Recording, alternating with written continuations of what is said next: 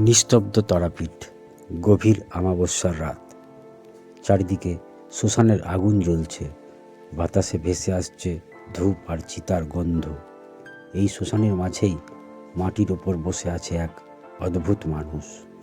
চুল এলোমেলো, গায়ে ছেঁড়া কাপড়, গলায় রুদ্রাক্ষের মালা।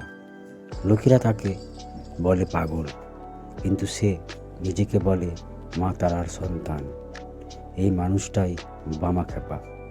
দিন রাত সুখ দুঃখ সব ভুলে সে ডুবে থাকে একটাই নামে, মা মা মা। কিন্তু সবাই কি বোঝে ভক্তির ভাষা? একদিন গভীর রাতে রাজ্যের কিছু কর্মচারী শ্মশানে এসে হাজির হয়। তাদের চোখে রাগ, মুখে ঘৃণা। তারা বলে, এই শ্মশানে বসে সাধনা করা নিষেধ। রাজা আদেশ অমান্য করছিস কেন? বামাখ্যাপা ধীরে ধীরে চোখ খুলে তাকায়।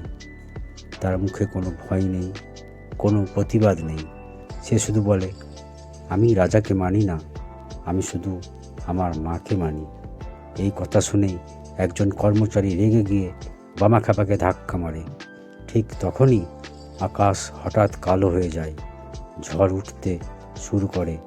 শ্মশানের আগুন এক নিমেষে নিভে যায়, চারিদিক কেঁপে ওঠে। আর সেই ভয়ঙ্কর নিস্তব্ধতার মধ্যে এক দিব্য আলো ছড়িয়ে পড়ে। লোকেরা ভয়ে কাঁপতে থাকে। সেই আলো থেকে ধীরে ধীরে প্রকাশ পান মা তারা। চোখে আগুন, মুখে করুণা, চারিদিকে এক অলৌকিক শক্তির আবরণ। গর্জে ওঠে এক কণ্ঠে, আমার সন্তানকে স্পর্শ করবি না। সবাই মাটিতে লুটিয়ে পড়ে।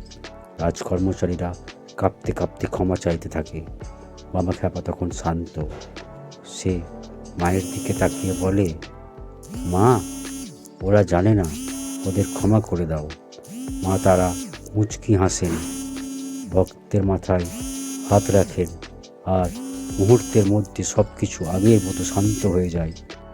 ভোরের আলো ফুটে তারাপীঠে, মন্দিরে ভক্তদের ভিড় জমে। আর শ্মশানের এক কোণে বামাখ্যাপা বসে থাকে আগের মতোই, পাগল, নির্লিপ্ত, মায়ের প্রেমে ডুবে। এই লীলাই শেখায়, যাকে দুনিয়া পাগল বলে সেই হয়তো ভগবানের সবচেয়ে কাছের মানুষ। মা তারার জয়, জয় বামাখ্যাপার জয়।